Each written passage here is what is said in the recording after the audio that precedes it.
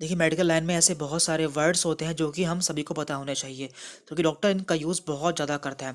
यदि आप medical student हैं या फिर कोई नॉर्मल व्यक्ति हैं तब भी आपको इन सभी के बारे में जानना बहुत ज़रूरी है। तो स्टेप बाय स्टेप हम इन सभी के बारे में आज बात कर लेंगे। तो पहले हम बात कर लेते हैं कुछ ऐसे वर्ड्स के जो कि हमारी बॉडी से संबंधित हैं। तो पहला वर्ड है यहाँ पर गैस्ट्रो। तो गैस्ट्रो का मतलब होता है यहाँ पर स्टमक, यानी कि हमारा पेट। तो जब भी आपको गैस्ट्रो वर्ड देखने को मिलता है तो समझ जाइए कि आपके पेट के बारे में यहाँ पर बात की गई है। देन यहाँ पर है हिमैटो। तो हिमैटो संबंधित होता है हमारे ब्लड यानी कि हमारे खून से। इसके बाद है यहाँ पर मायो। तो मायो का मतलब होता है मसल, यानी कि हमारी मांसपेशियाँ। जब भी आपको मायो देखने को मिलता है तो समझ जाइए कि यहाँ पर आपकी मसल से संबंधित कोई बात की गई है। देन यहाँ पर है पल्मो। तो पल्मो का रिलेशन होता है लंग्स यानी कि हमारे फेफड़ों से। इसके बाद है यहाँ पर कार्डियो। तो कार्डियो संबंधित होता है हमारे हार्ट यानी कि हमारे हृदय से। इसके बाद है यहाँ पर राइनो। तो राइनो का यहाँ पर मतलब है नोज यानी कि हमारी नाक से। इसके बाद है यहाँ पर नेफ्रो। तो नेफ्रो का रिलेशन होता है हमारे किडनी से। इसके बाद हिपैटो। जहाँ भी आपको हिपैटो देखने को मिलता है समझ जाइए कि हमारे लीवर के बारे में यहाँ पर बात की गई है। इसके बाद है यहाँ पर ओस्टियो। तो ओस्टियो का मतलब होता है हमारी बोन या फिर हमारी हड्डियों से। Then neuro. तो न्यूरो का मतलब होता है हमारे नर्व या फिर हमारी नसों से। इसके बाद है आर्थ्रो। तो आर्थ्रो का मतलब होता है यहाँ पर हमारे जॉइंट या फिर हमारे जोड़ों से। एंड लास्ट में है यहाँ पर ऑप्था। इसका मतलब होता है हमारी आई या फिर हमारी आँख। अब हम अपनी बॉडी से संबंधित कुछ ऐसे वर्ड्स देखने वाले हैं जो कि आपको अक्सर देखने को मिलते हैं। यदि आप इन्हें समझ जाएंगे तो आपको आगे कोई दिक्कत नहीं होगी। तो पहला वर्ड है यहाँ पर डिस। तो डिस का मतलब होता है पेन या फिर डिफिकल्ट। जहाँ पे आपको डिस देखने को मिलता है तो आप समझ जाइए कि यहाँ पर या तो पेन है या फिर कोई डिफिकल्टी है। तो हम इसके एग्जाम्पल भी देख लेते हैं। तो यहाँ पर हमने इसके कुछ एग्जाम्पल लिए हैं जिससे आप इसे समझ सके। तो यहाँ पर हमने पहला एग्जाम्पल है डायसूरिया। तो यहाँ पर डिस का यूज़ किया गया है जिसका मतलब होता है या तो पेन यानी कि दर्द या फिर डिफिकल्टी यानी कि कोई डिफिकल्टी है। तो डायसूरिया का मतलब होता है पेनफुल यूरिनेशन, यानी कि उसे यूरिन करने में पेन हो रहा है यानी कि दर्द हो रहा है। इसके बाद है यहाँ पर डिस मिनोरोइया। तो यहाँ पर भी डिस का यूज़ किया गया है, मीन्स पेन यानी कि दर्द। पेनफुल मैंस्टुरेशन, यानी कि जो लेडीज़ है उसे जो मेंसेस हो रहे हैं साथ में उसके पेन भी हो रहा है। इसके बाद है यहाँ पर dysphagia, means difficulty in swallowing, यानी कि किसी को खाने को निगलने में या फिर पानी को निगलने में डिफ़िकल्टी हो रही है। तो यहाँ पर भी डिस का यूज़ किया जाता है। एंड लास्ट में है यहाँ पर डिस्पनिया। इसका मतलब है डिफ़िकल्टी इन ब्रीथिंग, यानी कि सांस लेने में डिफ़िकल्टी या फिर प्रॉब्लम होना। तो इससे आप जान पाएंगे कि डिस का मतलब होता है या तो पेन या फिर डिफ़िकल्टी। इसके बाद हमारा अगला सफिक्स है आइटिस। जहाँ भी आपको आइटिस देखने को मिलता है तो आप समझिए कि यहाँ पर इन्फ्लामेशन हो चुका है, यानी कि यहाँ पर सूजन है। तो हम इसके एग्जाम्पल भी देख लेते हैं। तो देखिए यहाँ पर हमने आपको समझाने के लिए इसके एक 4 एग्जाम्पल लिए हैं। इसी तरह से इसके बहुत सारे एग्जाम्पल हो सकते हैं। तो पहला एग्जाम्पल है यहाँ पर कंजक्टिवाइटिस। तो कंजक्टिवा क्या होती है? हमारी आइज़ का एक पार्ट होता है, यानी कि हमारी आँख का एक पार्ट होता है। यदि वहाँ पर इन्फ्लामेशन हो जाता है तो उसे हम कंजक्टिवाइटिस कहते हैं, या फिर इन्फ्लामेशन ऑफ कंजक्टिवा। इसके बाद यहाँ पर अपेंडिसाइटिस। तो अपेंडिक्स प्लस आइटिस मीन्स हमारे अपेंडिक्स में इन्फ्लामेशन हो चुका है। इसके बाद यहाँ पर आर्थराइटिस। तो आप जानते हैं कि आर्थ वर्ड का यूज़ हमारे जॉइंट्स या फिर हमारे जोड़ों के लिए किया जाता है, मीन्स हमारे जोड़ों में इन्फ्लामेशन हो चुका है। इसके बाद है यहाँ पर ब्रोंकाइटिस। देखिए हमारे गले से लेकर हमारे फेफड़ों तक एक पाइप पाया जाता है जिसे कि हम ब्रोंक्यूल कहते हैं या फिर ब्रोंक्यूल ट्यूब कहते हैं। यदि इसमें इन्फ्लामेशन हो जाता है तो उसे हम कहते हैं ब्रोंकाइटिस, यानी कि इन्फ्लामेशन ऑफ ब्रोंकियल ट्यूब। तो इस तरह से आप आइटिस वर्ड को जान पाएंगे। देन हमारा अगला सफिक्स है एक्टोमी। इसका मतलब होता है सर्जिकल रिमूवल ऑफ, यानी कि हमारे बॉडी के किसी ऑर्गन को काट कर निकाल देते हैं तो उसे हम कहते हैं एक्टोमी। तो यहाँ पे हमने इसके कुछ एग्जाम्पल लिए हैं। पहला एग्जाम्पल है अपेंडेक्टोमी, मीन्स अपेंडिक्स को काट कर निकाल देना, या फिर सर्जिकल रिमूवल ऑफ अपेंडिक्स। इसके बाद है यहाँ पर कोलेस्टेक्टोमी, मीन्स गाल ब्लेडर को काट कर निकाल देना। देन यहाँ पर है हिस्टेक्टेक्टोमी। तो देखिए हिस्टेक वर्ड का यूज़ हमारे यूट्रस के लिए किया जाता है। जहाँ भी आपको ये वर्ड देखने को मिलता है तो आप समझिए कि वो यूट्रस के लिए यूज़ किया गया है। तो यहाँ पर क्या है कि यूट्रस को काट कर या फिर वोम को काट कर निकाल देना। इसके बाद यहाँ पर सिस्टेक्टोमी मीन्स यूरिनरी ब्लेडर या फिर पेशाब की थैली को काट कर निकाल देना। तो इस तरह से आप जान पाएंगे कि जहाँ भी एक्टोमी वर्ड का यूज़ किया जाता है उसका मतलब है कि उस ऑर्गन को काट कर निकाल दिया गया है। देन यहाँ पर है ओटोमी। देखिए इसका मतलब क्या होता है? Cutting into A part of the body, यानी कि इसमें किसी बॉडी के पार्ट में कट लगाते हैं लेकिन उसे काट कर बाहर नहीं निकालते हैं, बस उसमें कट लगाते हैं और जो भी उसमें प्रॉब्लम होती है उसे दूर कर देते हैं। तो इसका एग्जाम्पल भी हम देख लेते हैं। तो इसका पहला एग्जाम्पल है मायोटोमी। तो आप जानते हैं कि मायो वर्ड का यूज़ मसल्स के लिए या फिर हमारी मांसपेशियों के लिए किया जाता है।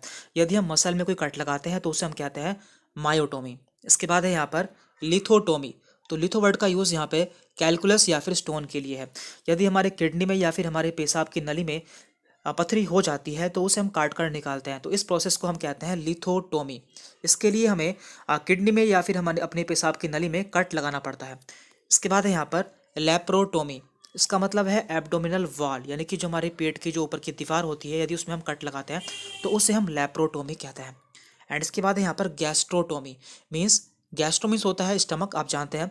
यदि हम अपने पेट में कोई कट लगाते हैं तो उसे हम कहते हैं गैस्ट्रोटोमी। इसके बाद है यहाँ पर प्लास्टी। मीन्स सर्जरी और ग्राफ्टिंग। यदि हम अपने किसी बॉडी ऑर्गन की सर्जरी या फिर ग्राफ्टिंग करते हैं तो उसे हम प्लास्टी कहते हैं। तो इसका एग्जाम्पल भी हम देख लेते हैं। तो यहाँ पे हमने इसके एग्जाम्पल दिए हुए हैं। पहला एग्जाम्पल है एंजियोप्लास्टी।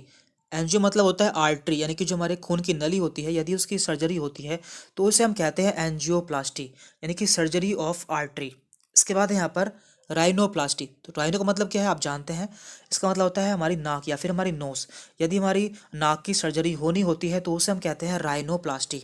इसके बाद है यहाँ पर ओस्टियोप्लास्टी, यानी कि हमारे हड्डी की सर्जरी, की हमारी बोन की सर्जरी। देन हिस्टेरोप्लास्टी मीन्स हमारे यूट्रस की सर्जरी, क्योंकि आप जानते हैं कि हिस्टेरो वर्ड का यूज़ यूट्रस के लिए किया जाता है, तो इसका मतलब है कि यूट्रस की सर्जरी। इसके बाद अगला सफिक्स है रेजिया। देखिए, जहाँ भी रेजिया वर्ड का यूज़ किया जाता है, इसका मतलब है कि वहाँ से प्रोफ्यूज यानी कि बहुत ज़्यादा या फिर एबनॉर्मल डिस्चार्ज हो रहा है, यानी कि वहाँ से जो भी सिक्रेशन हो रहा है वो या तो एबनॉर्मल है या फिर बहुत ज़्यादा है। यहाँ पे हमने इसके एग्जाम्पल लिए हैं। पहला एग्जाम्पल है यहाँ पर ओटोरेजिया। ओटो मीन्स होता है ईयर, यानी कि कान। यदि हमारे कान से हैवी डिस्चार्ज होता है तो उसे हम कहते हैं ओटोरेजिया। इसके बाद है यहाँ पर मिनोरेजिया। मिनो मीन्स होता है मेंस्ट्रुअल साइकिल।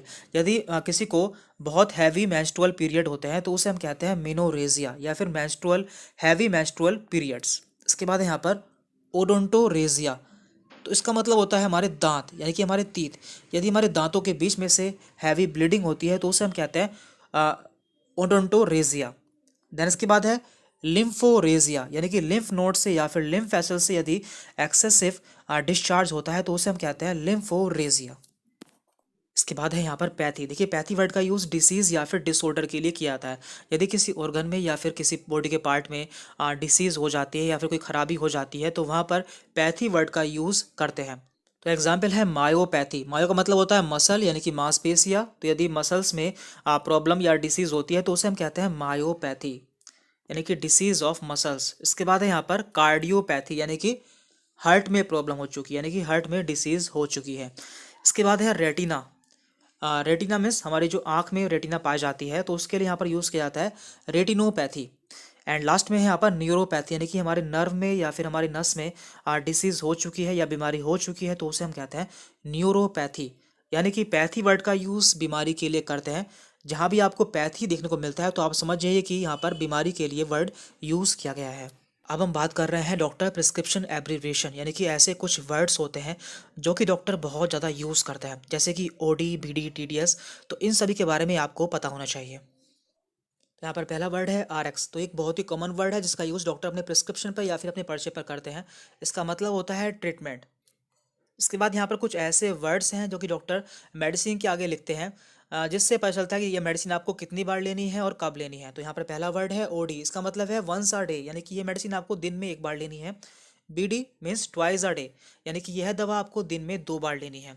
इसके बाद यहाँ पर TDS means 3 times a day, means आपको यह दवाई दिन में 3 बार लेनी है।